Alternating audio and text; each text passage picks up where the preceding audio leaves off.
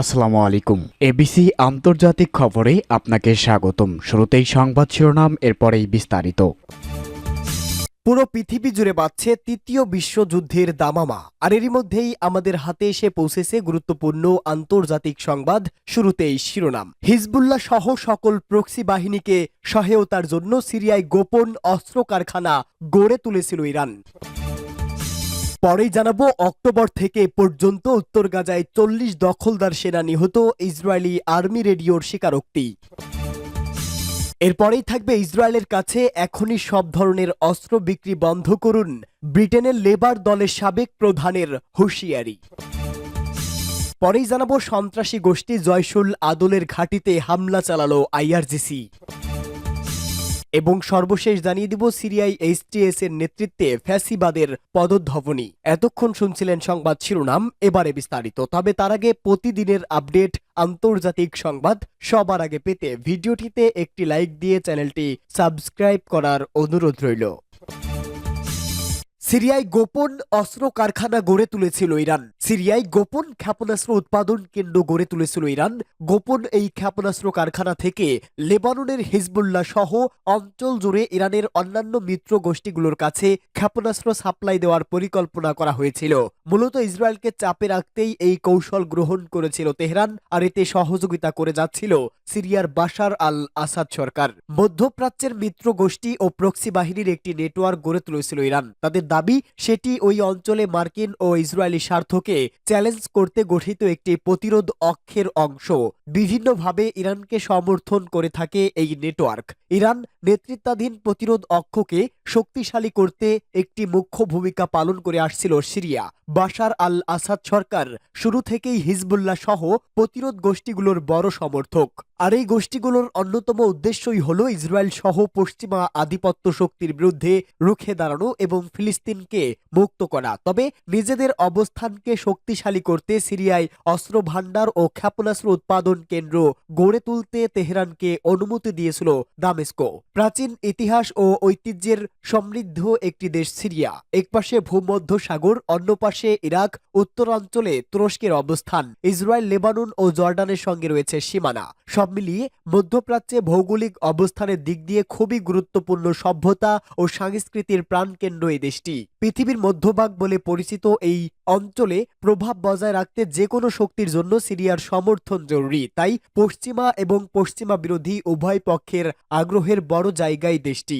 বাশার আল আসাদ সরকার যেহেতু ইরানপন্থী জোটে যুক্ত হয়েছিলেন, তাই যুক্তরাষ্ট্র, ইসরায়েল সহ পশ্চিমা শক্তির লক্ষ্যই ছিল যে কোনো মূল্যে আসাদকে ক্ষমতা থেকে সরানো। 2012 সালে বাশার আল আসাদ সরকারের বিরুদ্ধে বিদ্রোহ শুরু হয়। দামেস্কের অভিযোগ ছিল যুক্তরাষ্ট্র এবং ইসরায়েলের প্রত্যক্ষ মদদেই এই বিদ্রোহ শুরু হয়। তবে এ সময় রাশিয়া এবং ইরানের সহযোগিতায় ক্ষমতায় টিকে যান বাশার আল আসাদ। বাশার সরকারের বিরুদ্ধে এই বিদ্রোহ ইরানের জন্য আরো বড় সুযোগ হয়ে এসেছিল।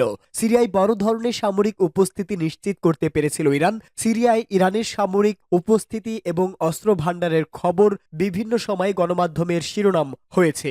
এসব অস্ত্র ভাণ্ডার বিভিন্ন সময় লক্ষ্যবস্তুও হয়েছে যুক্তরাষ্ট্র ও ইসরায়েলের। গত বছরের অক্টোবর মার্কিন কর্মকর্তারা দাবি করেছিলেন সিরিয়ার পূর্ব অঞ্চলে থাকা ইরানের রেভলিউশনারি গার্ডের 2টি অস্ত্র ও গোলা বারুদের গোদাম এবং কিছু ক্ষেপণাস্ত্র ভাণ্ডারে বিমান হামলা চালিয়েছে যুক্তরাষ্ট্র। কারখানাটি লেবানন সীমান্তের খুব কাছে অবস্থিত বলেও জানিয়েছিল তারা। সম্প্রতি সেই অভিযানের কিছু গোপন নথি প্রকাশ করেছে ইসরায়েলি সংবাদ মাধ্যম কান নিউজ। খবরে দাবি করা হয়েছে, হিজবুল্লাহর কাছে অস্ত্র পৌঁছে দেওয়ার উদ্যোগে বাধা দিতে এই অভিযান চালানো হয়। প্রতিবেদন মতে, ইসরায়েল সিরিয়ার মেশাব শহরের কাছে অবস্থিত এই ভূগর্ভস্থ ক্ষেপণাস্ত্র কারখানায় অভিযান চালায়। এই ক্ষেপণাস্ত্র কারখানার দেখভালের দায়িত্বে ছিলেন ইরানের বিপ্লবী রক্ষী বাহিনী আইআরজিসি। অক্টোবর থেকে এ পর্যন্ত উত্তর গাজায় 40 দখলদার সেনা নিহত। ইহুদিবাদী ইসরায়েলের দখলদার সেনাদের বিরুদ্ধে ফিলিস্তিনের অবরুদ্ধ গাজা উপত্যকার প্রতিরোধ যোদ্ধারা অভিযান অব্যাহত রেখেছে। গাজা থেকে প্রতিরোধ যোদ্ধারা এখনও ইসরায়েলকে লক্ষ্য করে রকেট ছুড়ছে এবং গতকাল শেদ্রত শহর লক্ষ্য করে হামাস যোদ্ধারা অন্তত 5টি রকেট ছোড়ে। এদিকে গতকাল ইসরায়েলের আর্মি রেডিও স্বীকার করেছে যে গত অক্টোবর থেকে উত্তর গাজায় জাবালিয়া শরণার্থী শিবিরে দখলদার সেনারা হামলা শুরু করার পর এ পর্যন্ত প্রতিরোধ যোদ্ধাদের হাতে অন্তত 40 জন সেনা নিহত হয়েছে। এ সময় ইহুদিবাদী ইসরায়েলের 5,541 জন সেনা আহত হয়। চলমান গাজায় হামলায় ইহুদিবাদী ইসরায়েল সবচেয়ে বেশি সেনা হারাচ্ছে বলে ইসরায়েলের ভেতরে অভিযোগ উঠেছে। ইসরায়েলি সামরিক বাহিনীর দাবি ও তথ্য অনুসারে গাজা যুদ্ধ শুরু হওয়ার পর থেকে এ পর্যন্ত 824 জন ইসরায়েলি সেনা নিহত হয়েছে। এর মধ্যে গাজা উপত্যকা, পশ্চিম তীর এবং লেবাননে নিহত সেনারা অন্তর্ভুক্ত রয়েছে। তবে ফিলিস্তিনি এবং হিজবুল্লাহ যোদ্ধারা নিহত ইসরায়েলি সেনার সংখ্যা এর চেয়েও অনেক বেশি বলে নিশ্চিত করছে।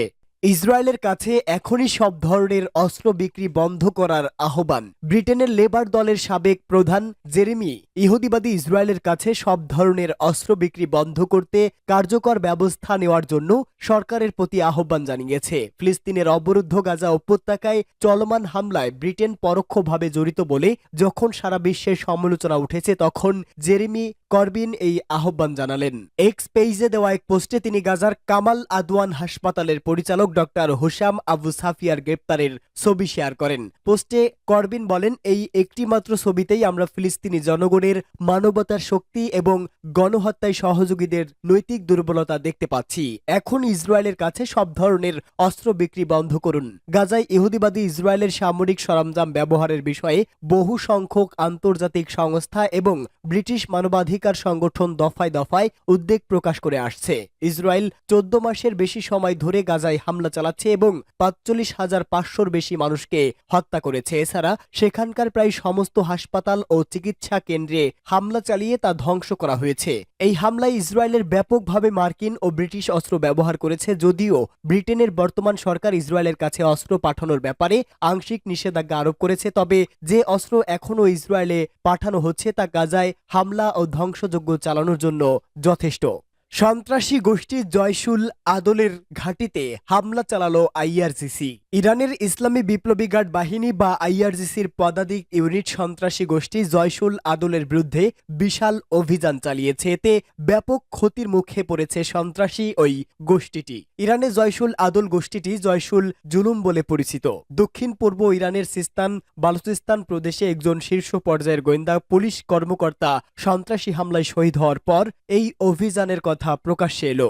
অভিযান সম্পর্কে গতকাল ১১০তম সালমান ফার্সি স্পেশাল অপারেশন ব্রিগেডের commander second brigadier general Syed Mohammad Hussaini বলেন, তাদের এই অভিযানে সন্ত্রাসী গোষ্ঠী জয়শুল আদলের তৎপরতা মারাত্মকভাবে বিঘ্নিত হয়েছে। তিনি জানান, গত কয়েক মাস ধরে সিস্তান বালুচিস্তান প্রদেশে আইআরজিসির পদাতিক ইউনিট এবং দেশের বিভিন্ন এলাকা থেকে অন্যান্য অপারেশন ইউনিট যৌথভাবে জয়শুল আদলের হুমকি নস্যাৎ করার জন্য অভিযান চালিয়েছে এবং সন্ত্রাসী গোষ্ঠীকে কঠিন জবাব দেওয়া হয়েছে।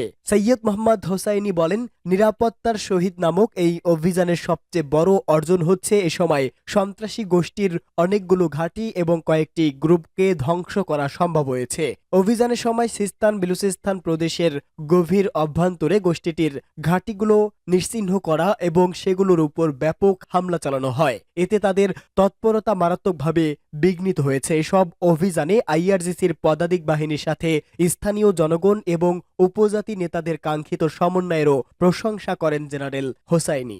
সিরিয়ায় এইচটিএস এর নেতৃত্বে ফ্যাসিবাদের পদধ্বনি। সিরিয়ার রাষ্ট্রীয় প্রতিষ্ঠানগুলো থেকে, বিশেষ করে বিভিন্ন মন্ত্রণালয় থেকে আলাভি কর্মকর্তাদের বহিষ্কার করার কাজ শুরু করেছে হায়াত তাহরি আসাম বা এইচটিএস এর কর্তৃপক্ষ।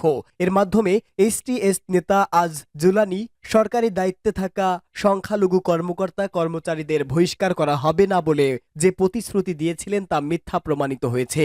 আবু মোহাম্মদ আল জোলানির নেতৃত্বাধীন সিরিয়ার নয়া শাসক গোষ্ঠী গত ৮ ডিসেম্বর দামেস্ক দখল করার পর ঘোষণা দিয়েছিল তারা সিরিয়ার কোনো গোষ্ঠী বা সম্প্রদায়ের সঙ্গে বৈষম্যমূলক আচরণ করবে না বা নির্যাতন চালাবে না। কিন্তু সম্প্রতি তারা এমন ৩৪ ব্যক্তির নাম প্রকাশ করেছে যাদেরকে তাদের ধর্মীয় বিশ্বাসের কারণে সরকারি দায়িত্ব থেকে অব্যাহতি দেওয়া হবে। সিরিয়ার বিভিন্ন সূত্রের বরাত দিয়ে পার্স টুডে জানাচ্ছে, জুলানি ও তার নিয়ন্ত্রণে থাকা প্রশাসন সিরিয়ার সরকারি প্রতিষ্ঠানগুলো থেকে সব আলাভি কর্মকর্তাকে বহিষ্কার করার সিদ্ধান্ত নিয়েছে। খবরে বলা হয়েছে, সন্ত্রাসী গোষ্ঠী এইচটিএস এর নেতা আল জোলানির এই নির্দেশ গোপনে কার্যকর করা হচ্ছে যাতে কেউ জানতে না পারে। এর আগে সিরিয়ার একাধিক সূত্র জানিয়েছে, সিরিয়ার চলমান ঘটনাবলীর শতকরা ৯০% এখন গণমাধ্যমে প্রকাশিত হয় না।